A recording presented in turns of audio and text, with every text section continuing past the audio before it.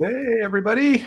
Hey, welcome to this episode of the School Transportation Nation podcast, our special edition series held live during the Bus Technology Summit. This episode is brought to you by TransFinder, the leader in school bus routing software, and our friends at Zonar, a leader in smart fleet management. I'm Tony Corpin, publisher, president of School Transportation News, and very tired from day 3 of BTS. Ryan Gray, how are you holding up? I'm doing well. I'm riding the high, I think, still. So we got 3 down, like you said, one left. So looking forward to a big Thursday on the BTS front.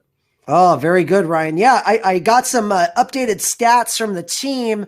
So far on Bus Technology Summit, we've had 1,155 unique attendees participate. And we've also had people from a few other countries. We're looking at Ireland, India, Philippines, heavy US, Canada, Alaska, Hawaii, people from all over. I mean, talk about the epitome of a virtual conference. This kind of just hits the nail on the head that people from other places can participate.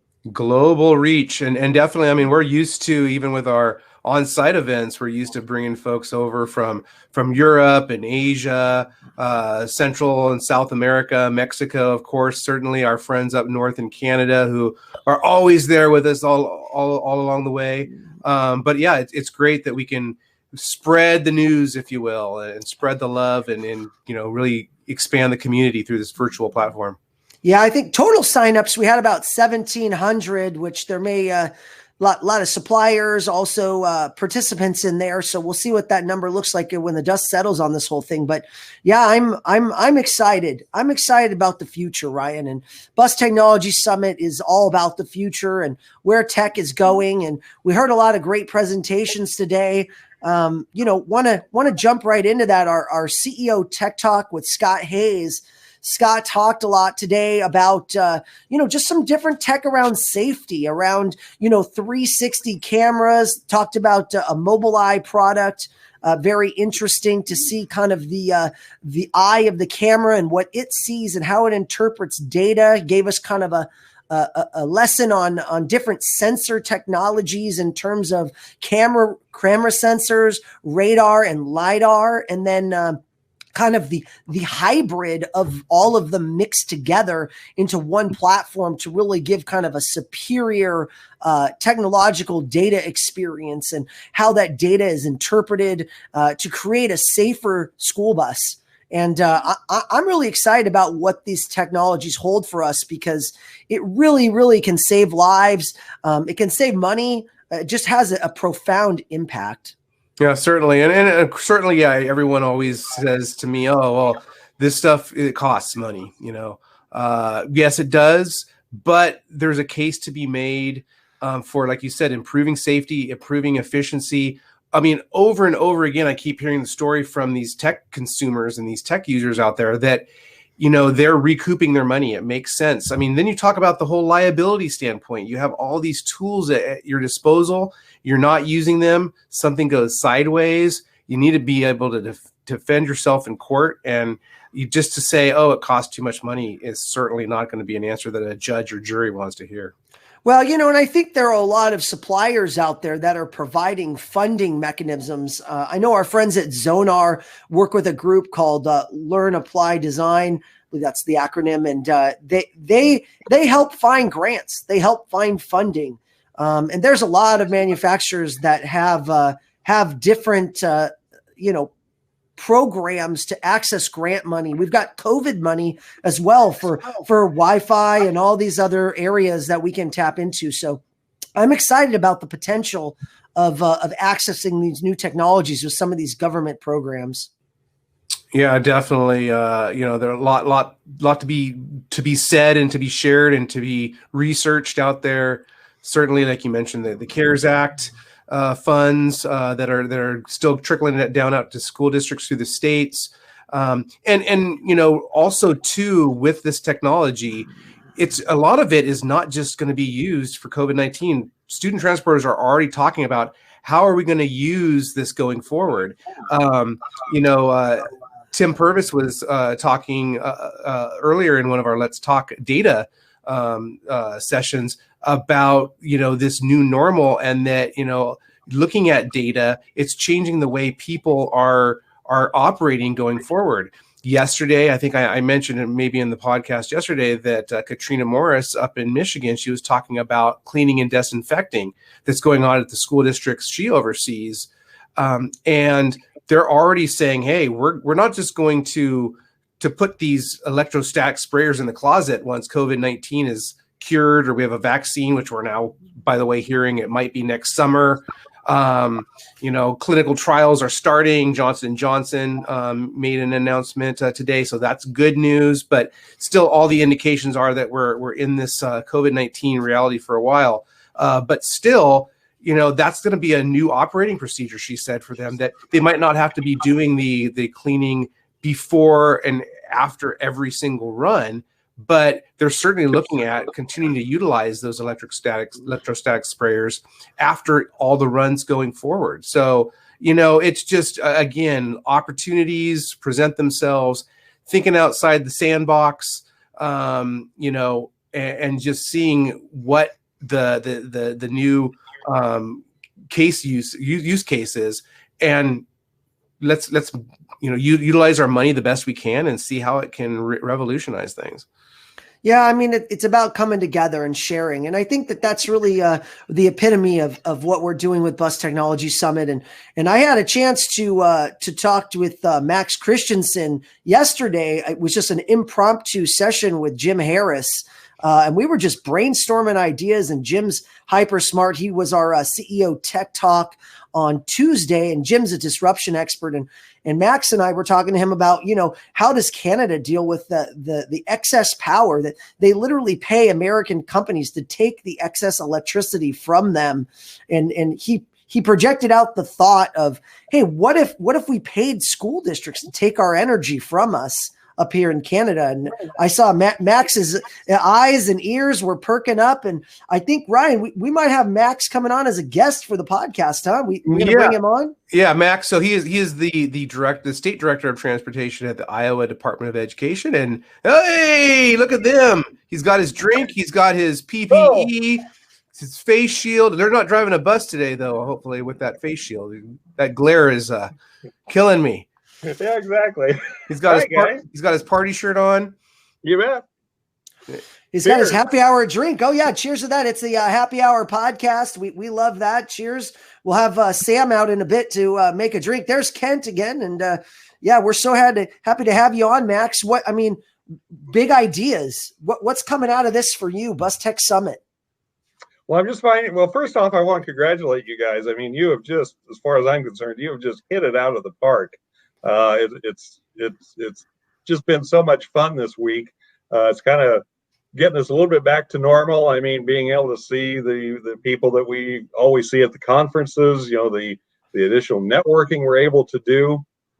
And it's kind of interesting because I have a lunch bunch that I do lunch with every day. And anyway, we before the COVID thing, we always went out for lunch. There was about 4 or 5 of us. And anyway, immediately after we were sent home to work from home, that very week we went ahead and started doing Zoom lunches. And anyway, this week during our Zoom lunches, they all have mentioned that, Max, you just seem so much looser and so much better spirit this week. And I said, well, you know why? It's because I'm out conferencing. So anyway, it's again, you guys have just hit it out of the park, and I want to congratulate you on that. Yeah, thank you. Yeah. So far as what I'm getting out of it, I mean, besides the obvious networking, of course, is just being able to sit here and listen to the various new technologies. And as Ryan mentioned, this is stuff that, it's not just going to be for COVID. I mean, once COVID is over and done with, which it will be at some point, all of this technology is still going to be there, and we're going to be using it. And I think it's going to be very interesting once we do get back to normal to see how all of that technology works together and advances our industry, because I think you're going to see some tremendous advances in the way we do our business, the way we track our kids, the way we work with our drivers, the way we communicate, all those sorts of things. So it's just it's been an eye-opening experience, really. Yeah, and I want to bring up, if you guys aren't here at the Bus Technology Summit, you can always go on the STNonline.com website. We have numerous stories posted about different tech talks. Also, the Bus Tech Summit website, which is bustechsummit.com, has videos from some of our CEO tech talks and some specific sessions that we've posted. So go check that out if you're not here. If you are, we're glad you made it. You can experience this just like Max. And, I want to thank our sponsors again of the podcast. And, what a great day we're having at the Bus Tech Summit. And there's so many people here virtually speaking, and so much great technology on display. TransFinder is very happy to help support this event with our industry. And please be sure to visit the TransFinder booth to learn the latest on Route Finder Plus and Stop Finder. Plus is the most powerful routing-based solution available today. And our parent engagement app, the Stop Finder, now has geo alerts to tell you when children arrive at school or home. Want to learn more? TransFinder's team is all over the virtual Bus Technology Summit. Go visit them at their booth every day. Reach out to them, chat. They'd love to hear from you. All right, Ryan. Want to pick Max's brain a little bit here, a little more on what he got out of the show. I know you got burning questions for him. Oh, of course, always got burning questions for Max. So, so far, has there been any sessions that have really stood out to you in terms of addressing some of the needs you're seeing from school districts have in Iowa? Yeah, actually, there's 3 sessions that stand out to me. The first one, I believe, was yesterday, Ken Wisnot with Thomas, when he was talking about the new technology that they're coming out with, and the radars around the outside of the school bus to detect the kids, who are in the danger zone, because that's something that's pretty near and dear to us, because several years ago we lost a child due to a school bus running over the child. Very tragic situation. So after doing that, we actually did a pilot project with a number of different sensors, this sort of thing. And while the pilot project itself was successful because it gave us an idea of what needs we needed, how the technology needed to be moved forward. The sensors we used were, 4 or 5 years ago, these weren't nearly as good as they are today. So seeing that a manufacturer has actually got this type of technology available now really has helped a lot. So are we getting a little feedback there, Ryan? Yeah, maybe a little bit. Let's make sure that you don't have any other windows open. Okay. For the BTS, but yeah, I don't have. Okay. Yeah. Okay. It's all right. We'll keep it going. But, I want to take this time to, bring out Sam, who's our bartender. Since you got a drink, Max, I can't leave everyone else out without a drink. Let's get Sam on here and have her make a drink for us. This is our record number of guests on the podcast at one time. 4. We're making a Moscow Mule today. It looks like, Sam. We are. I'm actually going to change it up a little bit. I put on the recipe card, you could add tequila or whiskey, whatever you like. So I'm going to do a Mexican Mule today and use some jalapeno from my little baby garden over here in Southern California. We can do that. I'm not sure about you, Max, in Iowa. So we are going to just muddle up some lime with however much jalapenos you would like. I'll put probably 2 in. Spicy. Yes. Looks delicious. That does look delicious. Yeah. Muddle it up. Get the juices out. Now, Max, you'll remember this. I was giving Sam a hard time, and she didn't understand what I was talking about yesterday. She said she was making mules. See, I remember going to the bars many years ago now, and you used to have to give your ID to the bartender because people would steal those. Did you ever? Maybe they're more honest in Iowa. I don't know. Well, I haven't been asked for my ID for a long time, unfortunately. But the reason, see, you didn't get it either. The reason they did it is because people would steal them. So you'd have to hand in your ID, and then the bartender would hold your ID to make sure that you came back at the end of the night with your your little with your mule. copper, Yeah. your copper cup. Your copper cup. Yeah. There you go. Yep.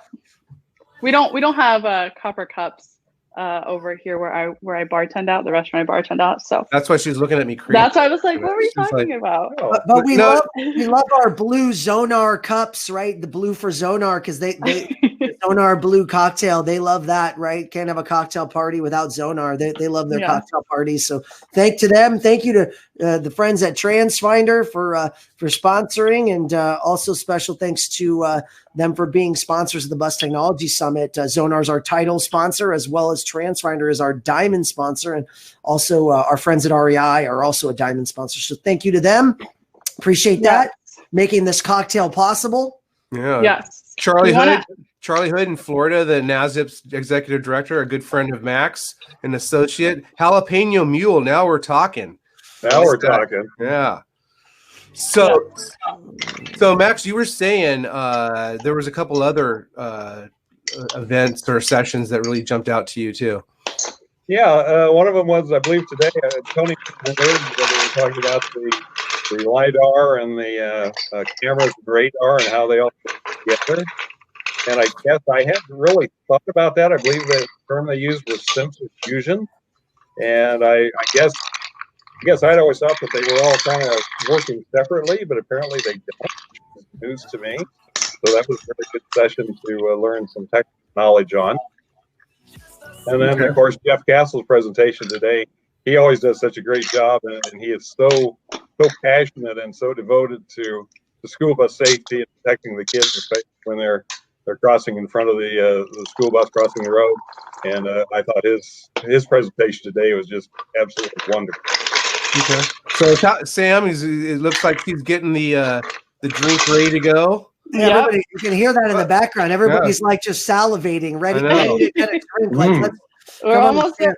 We gotta pour. I wish I could pour everybody a drink in person, but we got the mint. I got a little lime, a little candied ginger over here. I'm doing more a traditional mule.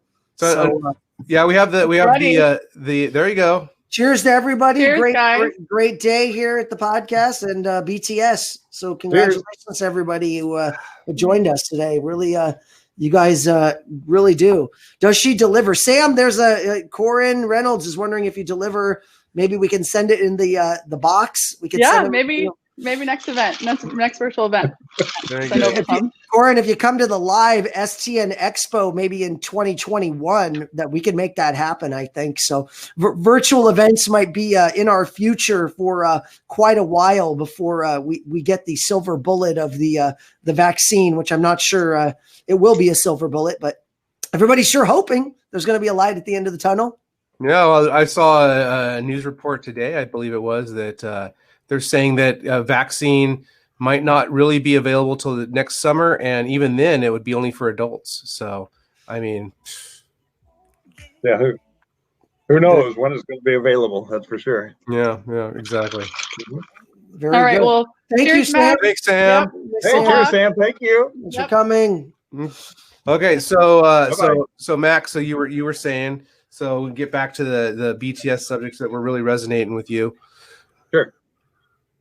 So what else? What else is hot and burning in Iowa that folks are either looking to doing successfully, having challenges with? What about Wi-Fi, Max? Didn't you guys get a big like $20 million to outfit school buses with Wi-Fi? Are people taking advantage of that?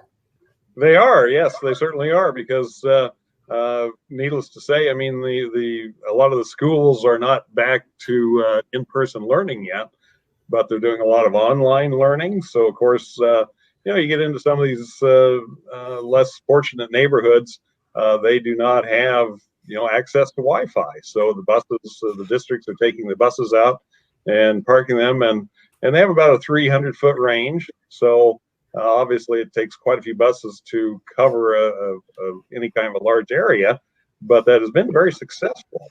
The one concern I guess I do have is with winter coming on, it's going to, of course, be getting colder outside, and I'm kind of curious exactly how well that's going to work, because we've actually had a lot of instances where the buses are parked like in a parking lot, and you'll see the kids sitting out on the curb or sitting on a car or something like that, doing their homework and that sort of thing.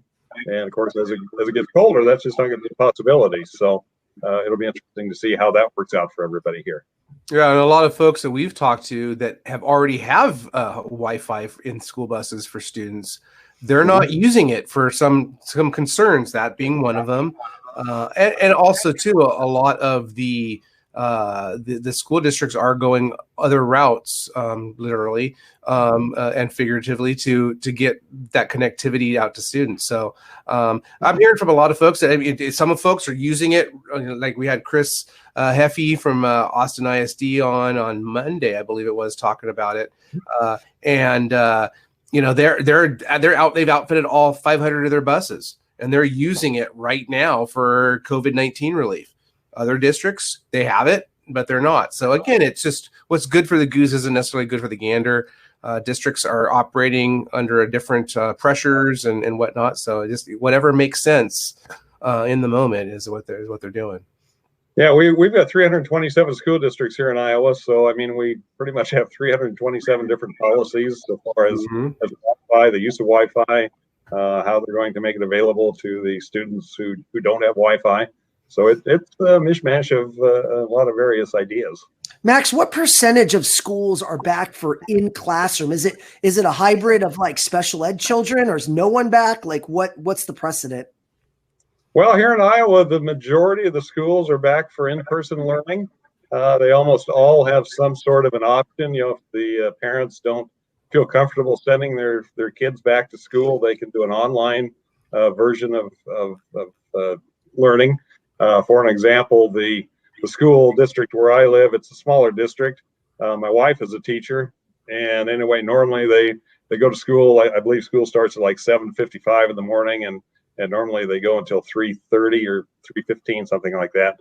But anyway, this year they're getting out of school. The ones who are going to school in person get out at 1:45, and then from 1:45 until 3:30, that's when the teachers do their online teaching to the students who have chosen to stay home. So it's certainly made some extra work for the teachers. I mean, I see that every night when my wife is sitting here at 8 o'clock at night working on lessons plans for both her in-person class as well as the online class. She's a band teacher, so I mean that adds another wrinkle to it, because she actually was giving Zoom lessons all through the summer to her students, doing band lessons. And from my vantage point watching it was kind of interesting to watch, but they seem to get along pretty well with it. So far as the rest of the districts in Iowa, like I said, I'm going to say the majority are going back in person. It's kind of interesting because we do have a little bit of a political fight going on, because our governor has mandated that all schools have to be in person at least 50% of the time, which, like I say, most of them are, unless they hit certain criteria as far as infection rates and that sort of thing. But since school started, the Des Moines Public Schools, which is the largest district here in Iowa, they have refused to go back to school in person. Everything is online right now. So there is a real political tussle going on there between the governor and our largest school district. And the governor has said that if they don't go back to school, that the time they spend online will not be counted as credit. The kids won't get credit for it. So it's going to be interesting to see how that shakes out. The almighty dollar. That sounds like you're not going to get reimbursements. That's a subtle hint. Exactly. Or not so subtle. Yeah, exactly. A special shout out. We got Scott Hayes, our CEO Tech Talk, this morning in the chat. Scott's giving you props, Max, saying he appreciates all that you do for Iowa, and you know, that's very gracious of him. So Scott, thanks. And Charlie Hood, one of your buddies from NASDIPS, he's in there chatting it up too. Charlie's always a popular guest on the podcast, always asking what cocktail we're making or interesting things. So yeah, no, it's been great having you, Max, on the podcast. Thanks so much for jumping on and sharing us a little time. We'll see you tomorrow for day 4 of the podcast. And I also want to just recognize our friends at Zonar too. They had their CEO Tech Talk with Ian McCurlick. That is available on the BTS website, bustechsummit.com website. Go check out his Tech Talk, CEO Tech Talk, also stnonline.com. is there as well, a variety of other stories. Please don't miss that. Also wanted to point out, we have some very important polls going on in our polls section. If you have not voted, we have the Bus Tech Summit Inaugural Innovation Awards, coolest product, most innovative hardware, software. I'm sure everybody would love your vote. They want the accolades. So make sure, go around, talk to each provider, get their feedback on what they think is going to be the best, solution that would fit in those categories for you to vote. And you're going to get rewarded for voting. And we've got a couple of people that are going to get rewarded right now. I got to go to my chat here. And we have our winners today. Ryan, drum roll. Sarah Tharp from Overton ISD, Texas, and Warren Lamphier from Bryan ISD in Texas. Texas in the house. Texas is definitely in the house. That you are getting a $100 Amazon gift card courtesy of STN for voting in our Bus Technology Summit Innovation Awards poll. Thank you so much. Be sure and vote. You can win too. We announce each day. Tomorrow is the last day. We will be closing the polls and identifying who are our winners. Super exciting. Everybody is going to be tuning in to learn more about that. I'm really excited myself to see who's going to take home the trophy. I guess it's 4 trophies, but that would be really exciting. Ryan, any last thoughts before we kind of tune out for the day? We got a few minutes left. Just day 4. Speaking of Iowa, LaShawn Mosley from that largest school district in Iowa, Des Moines. She's going to be here talking about student tracking. We're going to start the morning off, of course, with our tech talk from Matthew Doss, attorney with Windell's Marks in New York City, and a panel, really exciting panel right after that with Alex Robinson and Tim Ammon. So they're going to talk about best practices and kind of, looking at all these legal ramifications and all these unknowns and unintended, not consequences, but just results of what COVID and the operations amid COVID are presenting to student transporters that they never had to deal with before. Video, let's talk video at Charlie Ott from Fremont Unified. Huge wish list item for a lot of folks out there, especially all the BTS attendees. That would rank very high in some of our pre-event surveys. We have 5.9 gigahertz safety spectrum. So we started that conversation a little bit today with Mark Crosby from the Enterprise Wireless Alliance about wireless communications.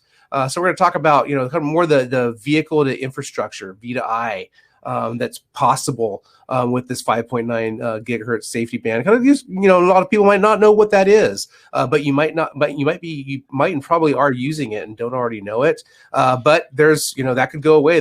Back to political stuff. There's stuff been going on in Washington, D.C. that they're trying to reallocate that. Also too, we're going to be doing stop arm enforcement. So I mentioned Chris Hefizazeta, who's the director of transportation in Austin ISD.